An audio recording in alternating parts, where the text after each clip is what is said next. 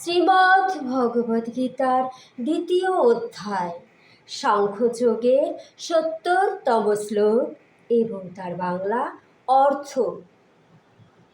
আপূর্যমানম চলপ্রতিষ্ঠং সমুদ্রমাপ প্রবেশন্তি যজাত তদাৎ কামা প্রবেশন্তি সর্বে সা শান্তিমাপন্তি কামকামে। এর বাংলা অর্থ হচ্ছে, বিষয়কামী ব্যক্তি কখনো শান্তি লাভ করতে পারে না। স্থির এবং পরিপূর্ণ সমুদ্রে যেমন জলরাশি প্রবেশ করলেও তাকে ক্ষোভিত করতে পারে না, তেমনি কামসমূহ স্থিতপ্রজ্ঞ ব্যক্তিতে প্রবিষ্ট হয়েও তাকে বিক্ষুব্ধ করতে পারে না।